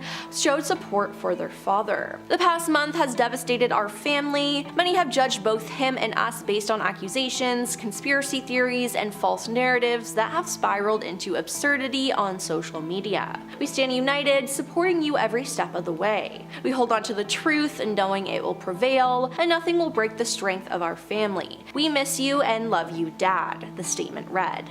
Now, all of Diddy's adult children, as well as his mother, have attended at least one of his hearings in New York federal court. Justin and King Combs were actually detained, but not arrested at their father's Los Angeles home, while federal agents raided the property in March. Misa Hilton, the mother of Justin Combs, shared a time-lapse video from inside the LA raid, condemning authorities for their excessive use of force. But now, with that birthday post, federal prosecutors accused Diddy of orchestrating social media posts from his children in an attempt to sway a potential jury when he goes to trial. In newly filed legal documents, prosecutors allege that Diddy was responsible for organizing birthday tributes from his children on social media. According to reports by TMZ, prosecutors allege that the rapper's children shared the posts across their social media accounts at his carefully curated direction. He also allegedly talked about the posts having the desired effect on potential jury members in this case. So yeah, it looks like Diddy is in even more hot water. His trial is set for May 5th, 2025, with the Grammy winner likely to testify in court. "I don't know that I could keep him off the stand," his lawyer previously said of Diddy on TMZ's documentary The Downfall of Diddy, The Indictment. "I think he's very eager to tell his story. These are the acts of an innocent man with nothing to hide," he noted. He looks forward to clearing his name in court. Now, you see, Diddy has been accused of a lot of different crimes over the years, and they're starting to stack up. Now, it all started with his ex-girlfriend Cassie Ventura filing a lawsuit against Diddy in November 2023. She claimed that she was mistreated and taken advantage of by Diddy during their relationship. Now, Diddy then called her out for lying, but settled the case privately with her less than 48 hours after it was filed. But then about 6 months later, video footage of an incident Cassie spoke about in the lawsuit was leaked. The footage was sent to CNN, but no one knows where it came from, as Diddy allegedly bribed the hotel staff $50,000 to delete the footage. Now, Diddy was in jail for other reasons when the video was released, and his lawyers put out a statement about it. The videotape was leaked to CNN for one reason alone: to morally wound the reputation and the prospect of Sean Combs successfully defending himself against these allegations, his lawyers Mark and Tenney wrote. In an email sent to the defense that was submitted to the court, one of the prosecutors, Emily A. Johnson, denied that the government was behind the leak, writing that the government possessed no surveillance video at all from the Intercontinental prior to CNN's public broadcast. She wrote that any accusation of a government leak lacked good faith basis. And yeah, I gotta say, this accusation seems really far-fetched. Then Diddy has received more and more lawsuits from people like Rodney Jones, one of the music producers who worked with Diddy on his album, and then unnamed anonymous people who claim that Diddy mistreated them, some cases going back to the late 1990s. It seems like Diddy has a pattern in his behavior, and this is just who he is. But should we really be shocked? I mean, he's told us in the past exactly who he was in an interview with Entertainment Tonight in 1999. He was talking about his parties and had this to say: "They won't even give me a permit for the parties. They don't want me to throw parties no more. But we ain't gonna stop. We're gonna keep having fun, bringing people together from all walks of life. They're going to be shutting them down. They're probably going to be arresting me, doing all types of crazy things, just because we want to have a good time." Now, the fact that he says they're probably going to arrest me is crazy. I mean, this means that he had to know that what he was doing was wrong. I mean, everyone just played it off as a joke at the time, but clearly we should have taken it more seriously. I mean, there's said to be over 100 victims from Diddy, and maybe if we looked into him sooner, there would be less victims. Now, hopefully Diddy's victims will get the justice they deserve, and Diddy will pay for his crimes by being in prison for a long time. Well, that's when he comes to a P. Diddy party. This is what happens to the white man. Not a single celebrity has come out to defend Diddy. Not one. Right here. The big K, the little K's. Hey Cassie, how are you? How do you feel about all the allegations with Diddy going on right now? I wouldn't say things that I knew, you know what I mean? I believe so. I do believe so. I have proof, things that I could say that will back up my claim. Photo of Diddy's ex-girlfriend Cassie Ventura since his arrest for the shocking allegations inside this 14-page indictment. He's infamous for his parties, Billy. You and I know that. We cover the entertainment industry. His white parties in the Hamptons, which means that nearly every celebrity in the world has been to his homes or has been to his events. I'm sure we all want to know what happened at Puff Daddy's exclusive white parties, the birthday bashes, the freak-offs, and goodness knows what else. Well, short of breaking an NDA, I've got the scoop for you today. There's this former Playboy model that claims she was at a freak-off, and it had a soundtrack, J-Lo's music, which, very interesting. So her name is Rachel Kennedy, and she says it all went down in Japan back in the year 2000 when she was with a couple of friends and they met Puffy at a topless club, and he invited them back to his hotel suite. And folks, if you're wondering why that year is relevant, that's right in the middle of when Puffy and J-Lo were the hottest couple in the music industry. The Let's Get Loud singer dated Puff Daddy for about 2 years, so between 1999 to 2001. Puffy was J-Lo's date to the Grammy Awards in 2000. The one where she wore the iconic Versace dress, the reason we have Google Images. So for this freak off to happen in the year 2000, kind of notable. Sorry, going back to our witness, so Kennedy said she thought she was going to like a normal party, like a regular hangout. But when she arrived, the only person in the room was Puffy in a bathrobe. She said that she and her friends did some no-no snow. Puffy did not. She and one friend went into a bedroom with him. He stripped down and they gave him consensual oral for about 20 minutes. When they walked into the hotel room, there was a music video playing on the TV, by the way, and it was just J-Lo singing. She doesn't remember what song it was, but it was like a video on a loop. And apparently, Puff Daddy was on the phone with J-Lo at the time. Now, this kind of ties back into J-Lo being adamant that she knew he was cheating on her. She said, and I quote, "I was in this relationship with Puff where I was totally crying, crazy, and going nuts. It really took my whole life in a tailspin." Now, she mentioned this back in 2003. And even though she technically never caught him, she was sure he was cheating on her with other women. She honestly said, "I never caught him, but I just knew. He'd say he was going to a club for a couple of hours and then never come back that night. It was the first time I was with someone who wasn't faithful. I was in this relationship where I was totally crying, crazy, and going nuts." So news outlets do report that like J-Lo doesn't, shy away from saying that she was going crazy. She went to hotels, she would knock on doors. She said, "I can't remember right now, but I won't say it didn't happen." And she said like that's why she left Puff Daddy. She had to think, does she want to be home in 10 years wondering where somebody is at 3 in the morning? So if we're gonna go back to the freak off party, because I know that's what you want to know about today, after 20 minutes into the encounter, so the consensual stuff, Puffy's bodyguard came into the room and was kind of ticked off because he recognized one of the girls as the woman he was with the night before. And then he got physical, but apparently Puffy didn't get involved. He was just sitting there doing as you do. And that's all we know about that encounter. Let's talk about some other folks that have been at Puffy's party, shall we? Marlon Wayans, a frequent guest at Puffy parties, said, "I've never witnessed anything illegal," but he also said he usually left early. So when you think about it, if you're an early bird and not a night owl, maybe you didn't see anything. There was video clips recently that showed Khloe Kardashian bragging about partying with Puffy. This was in an old episode of Keeping Up with the Kardashians. I think it aired in 2014, so about 10 years ago now. And it showed her catching up with her sister, Kourtney, and she was talking about this wild party that she went to with a bunch of her friends, including Puff Daddy, Justin Bieber, and French Montana. Later in the episode, the girls were bowling and she was like, yeah, like I haven't been to bed yet. I got on a plane at 5 a.m. This party, I think people were like in the nude. Like she was just going on and on. And if you think that was a one-off, nope, no, no. 2 years later, Khloe invited Puff Daddy to appear on her Cocktails with Khloe series, where she hailed him as a hardworking but eclectic person. She said, well, I know you're known for the parties. When you think of a party or a good time, you think of Puff. We've been known to party with you a few times. And then she turned to Courtney, who was also in this episode, and was like, yeah, you were just at Puffy's birthday. And she's like, yeah, I forgot about that. That was an epic night too. Every night. Then it was fun because all the girls ditched me, so it was like me and the boys. It was me, Kanye, Corey, Tega, and we were all just hanging out and it was fun. I loved it. And once again, the girls continued to heap praise on Puff Daddy, saying, I don't know how you have all the energy, but that's who you are, and that's why people are so drawn to you, because you're so eclectic. No matter what, no matter how much you work, you don't sleep, you don't do anything, but that's just you. And the friendship, still going strong 3 years later, Khloe posted pictures beside Puff Daddy and her siblings on December 16th of 2019. This was a photo posted on Instagram and it was commemorating the Celeb Pact 50th birthday party. So come on girl, where's your commentary? Now there are news outlets that have claimed Kim Kardashian was among folks who unfollowed Puff Daddy on Instagram, but she hasn't said anything about the speculation.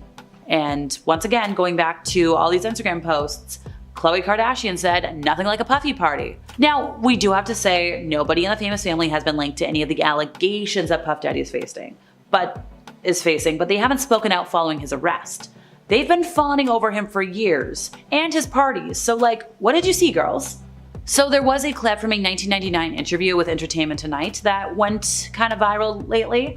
That's where Puffy is openly talking about his white parties. And he said, they don't want me to party anymore. He said, but we're not gonna stop. We will continue to have fun, to unite people from all walks of life. And he made a prediction. This man saw the future. He said, you will hear about my holidays. They're going to shut them down. Maybe they're going to arrest me. They're gonna do all kinds of crazy things just because we want to have a good time. Now, no. Okay. He said, and I quote, whenever you bring a different element into people's environment, things that broaden people's horizons, people get intimidated. It's a lot of people out there that feel intimidated by it. I think we have different ideas of broadening people's horizons, but sure. He also joked about his tactics for keeping women from ditching his get-togethers. I believe this was in a 2002 episode of Late Night with Conan. So when asked how to throw an amazing party, he was like, woman, beautiful woman, of course. Beautiful men for the ladies, of course. Okay, I get it, of course. He said, you need some water. I don't know if guys have noticed this, but a lot of ladies drink water at parties. So if you don't have what they need, they're gonna leave. Gotta keep them there, need locks on the door. Now, when Conan O'Brien kind of piped up, because he was like, that sounds kind of dangerous, and not only that, sounds illegal, Puffy was like, nah, it's not. It was a little fun, but not dangerous.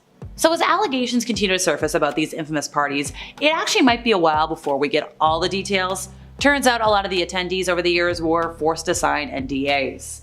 And apparently it was like a pretty standard agreement. The signed contract says that party attendees can't share information about Puff Daddy, about partners, family members, friends, business associates, so pretty much if you saw him or somebody that works for him there, you can't talk about it, you can't photograph any of these parties, you can't film or record anything without written consent, which explains why all the photos we have online are very much like posed photos. And also the document names social media platforms where you can't post photos or videos of the Bad Boy founder without permission. You also can't give an interview, you can't write a book, you can't discuss anything that you saw or participated in at the parties. So it kind of covers anything that could get the rapper into trouble. Don't worry folks, the NDA does expire. It's only valid for the entirety of Puffy's life plus 20 years or 70 years, whichever's longer. Yeah, okay, as dramatic as I am, it is a boilerplate NDA, but the basic gist of it is, if you attend to those parties, you need the written consent to say anything. And nobody's saying anything and nobody's getting disbarred yet. So that might explain why former Puffy BFF Ashton Kutcher is staying silent. That friendship or relationship is kind of uncomfortable when you think about it. Apparently, Ashton should have known to stay away a long time ago because Puffy warned him that things could go sideways. That threat goes back to the days of Punk'd.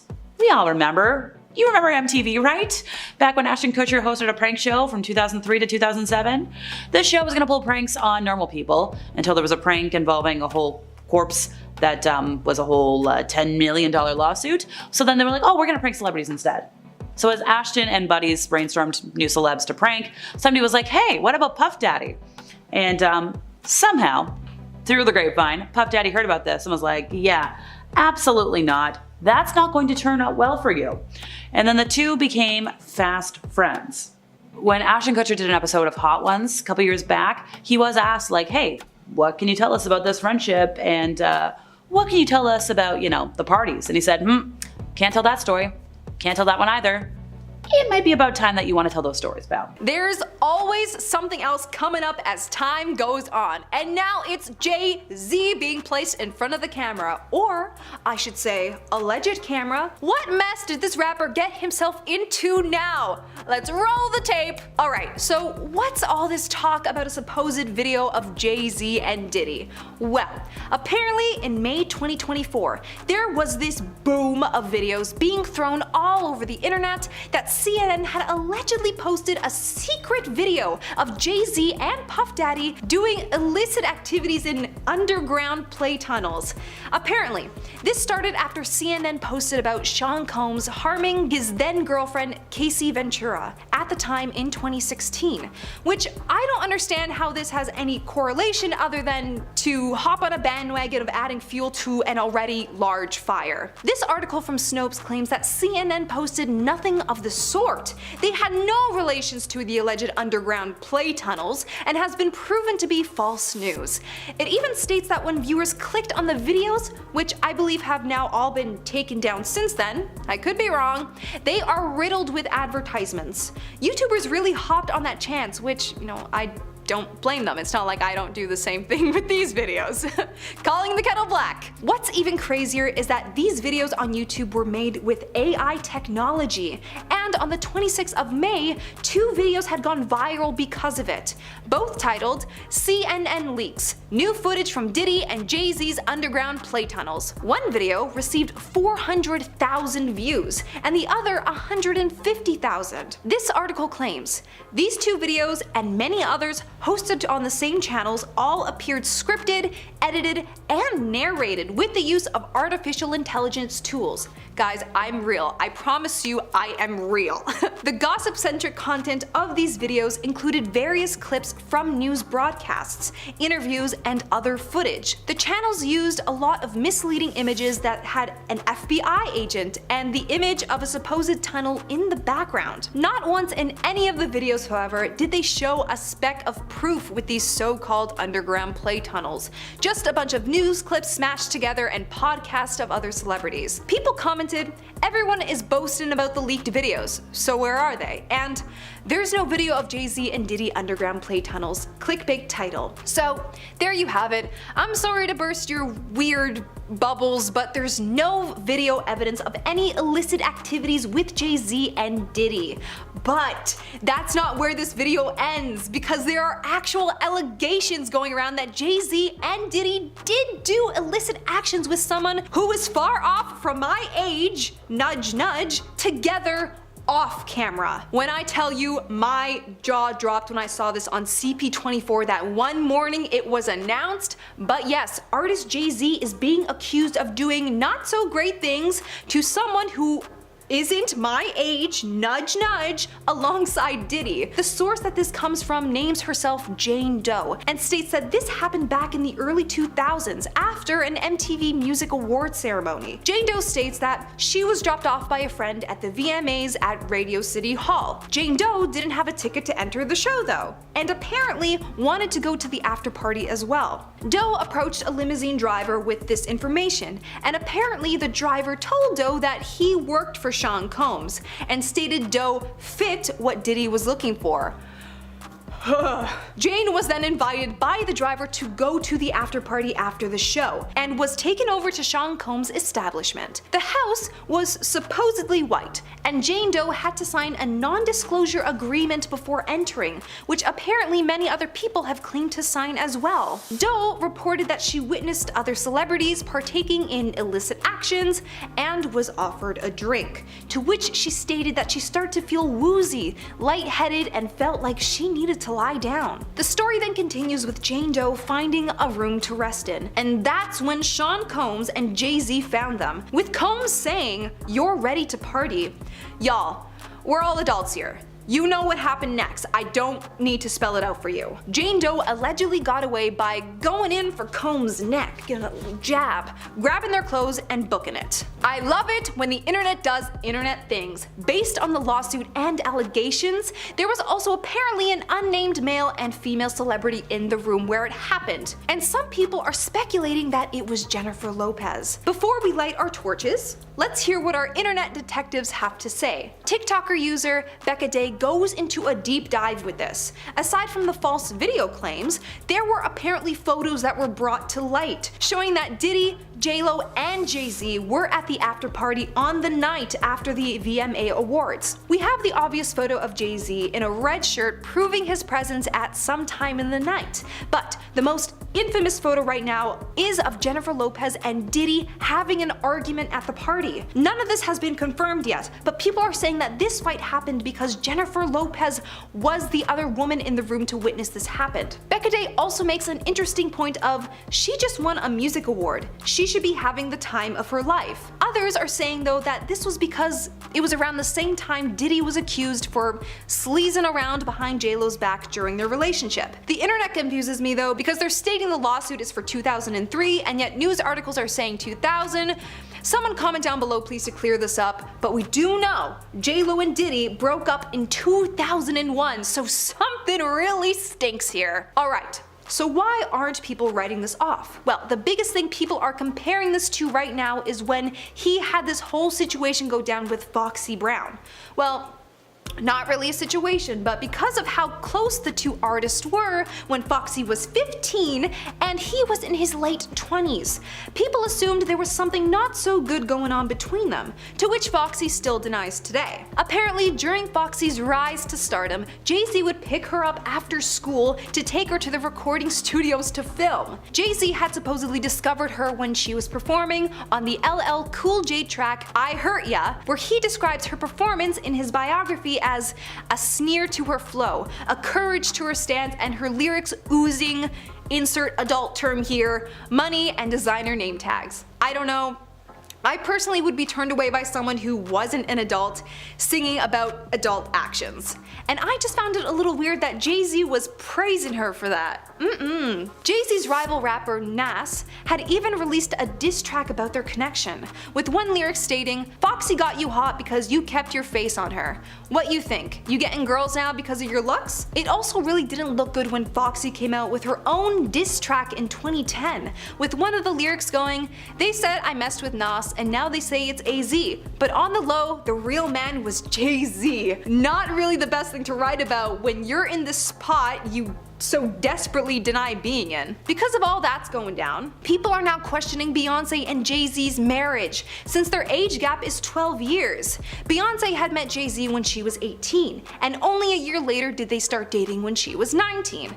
The man was 30, and people are clocking in that it was between the years September 1999 and August 2000 when they started out as friends. Since the alleged incident happened on September 7th, 2000, this was only shortly after they met. With such a big case also now coming into the limelight, obviously the artist had something to say about it, right? Oh, he did, in a quite an extensive letter. This sparked up because apparently Jay-Z's lawyer was being blackmailed by attorney Tony Busby in hopes that it would intimidate him enough to drop out of the case. The letter is quite long, so let's just get into the juicy parts. You have made a terrible error in judgment thinking that all celebrities are the same. I'm not from your moral world. I'm a young man who made it out of the Project of Brooklyn. We don't play these types of games. We have a very strict codes and honor. We protect them. You seem to exploit people for personal gain. Only your network of conspiracy theorists, fake physics will believe the idiotic claims that you have levied against me that, if not for the seriousness surrounding illicit harm, would be laughable. Jay-Z then goes on to say how he now has to have a specific talk with his family about all this, since one of his daughters is of an age where he states her friends will see the press and ask questions about the nature of these claims. If you want to read the full thing without my censorship, definitely go check it out. I think it's been spread all across X at this point. I've been reading comments too where people are going, "This is big because Jay-Z never speaks out." Interesting. So there you have it. There is no supposed video about Jay-Z, but instead some extremely serious allegations against him, and some intriguing photos being leaked about the supposed night. Jennifer Lopez's photo definitely strikes my interest, and I hope we eventually manage to get her side of the story at some point. Because if she has nothing to hide, why is she remaining so quiet? Lawyers, probably. But on December 27, 1999, the high-profile couple drew some unwanted attention. When authorities caught up with the vehicle, Puffy and Jennifer were taken into custody. Lopez was later released without being charged. He was larger than life, but at first I didn't like him at all.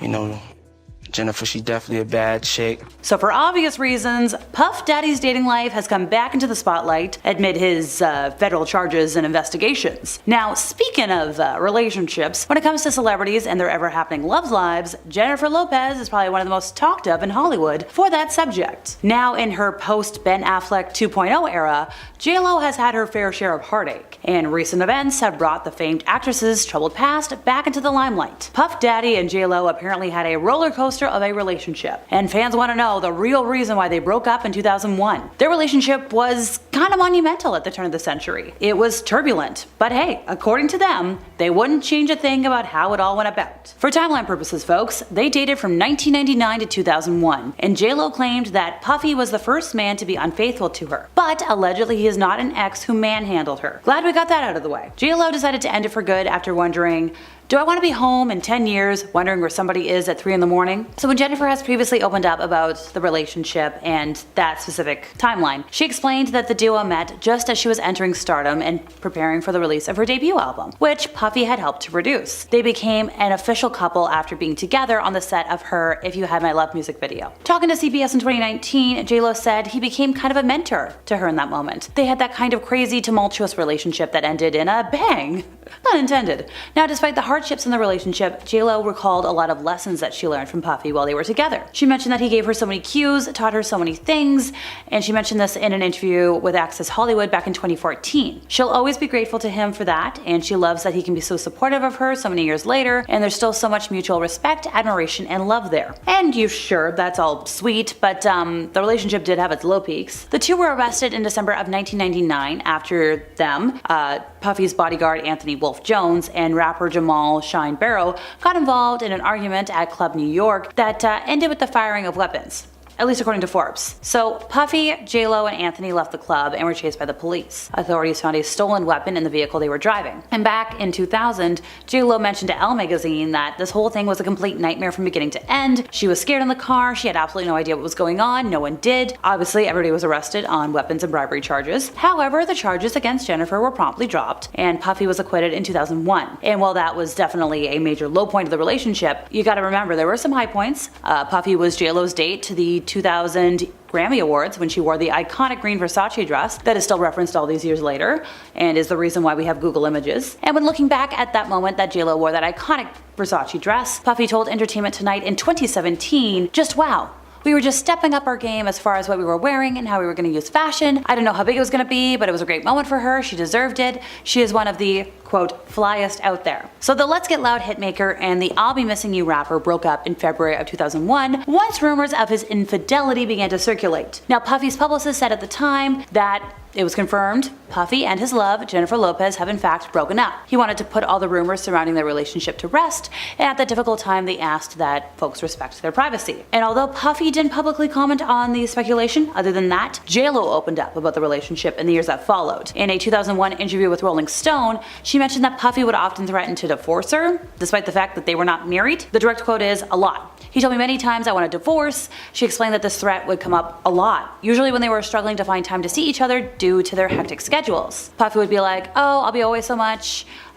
He's like, "Where do I send the papers?" And it's like, come on, dude. J-Lo mentioned, like, those two had very different ways of thinking. And while noting that he loves to go out, J-Lo said that she's more of a homebody, or she was at the time. And it looks like all that love of going out might have gone hand in hand with the infidelity. Speaking to Vibe magazine in 2003, J-Lo said she never caught him, but she just knew. He'd say he was going to the club for a couple of hours and then he'd never come back at night. She just found herself in this relationship where she was always crying, she felt crazy, she was going nuts. It just really put her in a tailspin. But still, the on-the-floor singer was very keen on keeping a lot of the other details about the relationship private. She's like, look, I want to keep something sacred, and like, I respect that girl. Now, after the breakup, J-Lo admitted that Puffy just exhausted her. And while addressing the 2 years that they spent together, she told Vanity Fair that it wasn't a great time in her life. It was scary. And they broke up many times before that, got back together, broke up again, nobody knew about it. It was emotionally exhausting. And she mentioned like, it's good that I was young. So back in 2014, J-Lo released her song Booty, and Puffy had all the high praises for the song and noted like the video was great. He said it's a work of art. He said it's something that will go down in history. She will never give up. She's a great friend of mine. That thing is just incredible. I am so lucky to have that great woman in my history. She's one of the greatest I've ever seen. Go girl.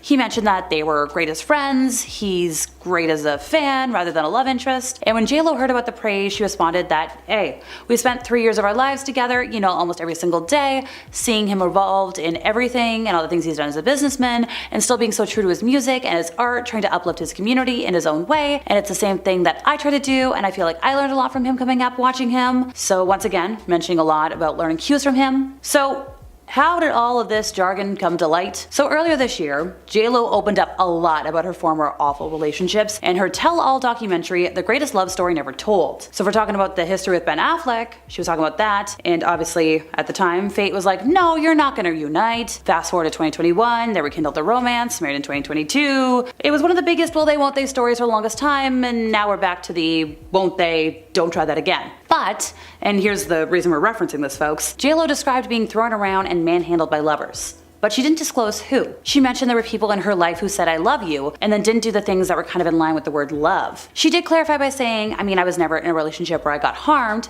thank God, but I've definitely been manhandled and a couple of other unsavory things. Rough, disrespectful. And because I'm afraid of getting in trouble, once again, she did explicitly say it wasn't Puffy. But still, take that with a grain of salt. She hasn't made any kind of comment about Puffy's allegations. And it might be because, well, she's kind of busy with that whole divorce from Ben Affleck thing. So, by the way, back in 2021, when rumors were swirling that Ben and J-Lo were reuniting once again, Puffy posted a throwback photo with his ex. And he was called out for the timing, but he's like, oh no, it's nothing. He said, it wasn't no trolling involved, that's just my friend, and I don't have anything to say about her relationship or her life. Okay, well, it was a little suspicious. One of Puffy's longtime rivals claimed in their podcast, Collect Calls, that, by the way, the raid was actually a factor in Ben and J-Lo's divorce. He said, I'm quite sure the FBI probably called. It's a white man who got respect in the white world. I'm quite sure they said, we want to show you some things about your wife. He also had some comments about J-Lo's involvement in the 1999 event in the club, saying, and they know the fact that J-Lo lied and said the weapon was somebody else's, or whatever, sent that man to prison, destroyed his life, and she knew it was Puffy. All the Puffy stuff really came to a head last fall, when Puffy settled a lawsuit filed against him by his former partner and Me and You singer Cassie Ventura. The pair dated from 2007 to 2018, and Cassie's lawsuit accused Puffy of a lot of things. The music producer has denied any wrongdoing. The lawsuit was settled, but still, the recent allegations against Puffy have stirred up a lot of interest in his past relationships, his private life, and just a lot. By the way, he's the father of 7 offspring by 4 different women, and there's just so much to talk about there. There's other talk that he's getting more privileges, like more showers and better food. What are you hearing? My understanding from my source says that they're letting him shower almost every day.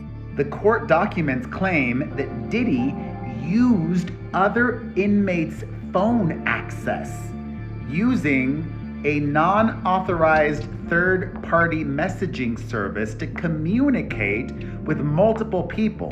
From his $48 million Miami mansion to hell on earth where chaos reigns. Just some of the words used to describe the Metropolitan Detention Center where Sean Diddy Combs is now being held without bail. He's making the best of the situation. You know, Dr. King called it the law of unintended consequences. Sometimes the more people push you down, the stronger you get. For now, Combs is one of about 1,200 people locked up at MDC Brooklyn. He's the highest profile detainee at a place that's been described as hell on earth. He's gone from spending $3,000 on a single meal in New York to eating cold hot dogs made from muscle and sinew. With each jail meal typically costing $3 to $4, he'll have to get used to mystery meat. If you've been keeping up with the Sean Diddy Combs case, a former inmate has finally revealed to us about what these special privileges that Puff Daddy will be receiving at the Metropolitan Detention Center in Brooklyn. As a quick refresher, Sean Combs was arrested on September 16th, 2024 for racketeering conspiracy, transportation. He still denies all these claims and is continuing to await trial as he was also denied bail by the judge. While we all anxiously anxiously wait for one of the biggest trials to come, why don't we take a peek at what type of these so-called privileges he will be receiving in the meantime. The source comes from a former inmate, Timothy Smith, who claims Sean will not be receiving any sort of special treatment. If anything, he should prepare himself for a long time of disappointment from his once lavish lifestyle. I can imagine, having gone from hosting some pretty devious parties with all sorts of accessible goods that money can buy, it'll be hard to go from that to simply staring at a blank brick wall majority of the time, and I hope that'll be the case for a very, very long time. Smith was arrested in 2006 when he was caught smuggling across the Canada-US border, abusing the powers he had as a pilot to do so. He saw what opportunity he had and really ran with it. Or flew with it, should I say? Right, I'll stop. His money won't get him any benefits, Smith states, saying in the federal system, it's so limited, you don't get extra privileges because you're rich. You're allowed a few basics like a tracksuit and sneakers from the commissary, but that's about it. They do raids, and if you try to stockpile, they'll take everything. I will also be getting into the commissary for the MDC because some of the items listed there are quite hilarious in comparison to what Sean could have been buying had he not been absolutely terrifying and diabolical. There is a part of me, and I feel terrible for even thinking this, of picturing Sean just hoarding a bunch of things in his cell that he bought from the commissary. I only say this because of all those bottles of lotion that were found in his home. Let's hope they don't sell that at the MDC. Sean is also apparently kept within the management unit and is not allowed access with other inmates, having been kept away from the general population. However, he does share a cell with a convicted crypto fraudster, Sam Bankman-Fried. Keeping separate is probably a smart idea, because I've heard stories that certain inmates do not take kindly to certain actions being done. And with Puff Daddy's case, he is a ginormous walking target. I personally also have no idea who Sam is, but from everyone else's reactions to the cellmate reveal, he doesn't sound like the best person to be around. I mean, no one really is within a prison. There are no radios or TV sets like some people imagine there was. Anything like we've seen in the movies, Smith adds. A source from CNN also states that they aren't even allowed pillows due to the hostile environments within that prison. You're only allowed 300 minutes a month on your phone, so it's best to use that time wisely and not spend it all in 1 week. Man, my screen time would significantly drop if I took that as a challenge for myself. I'm almost embarrassed at how much I have from simply doom scrolling on my off time. Do cat videos count as doom scrolling though? He is, however, allowed 1 book per week, and the Bible. Honestly, double up on that Bible part. His first and second book options should only be the Old and New Testament anyway. Sometimes you run out of minutes within the first week, and then you're just left talking to yourself, states Smith.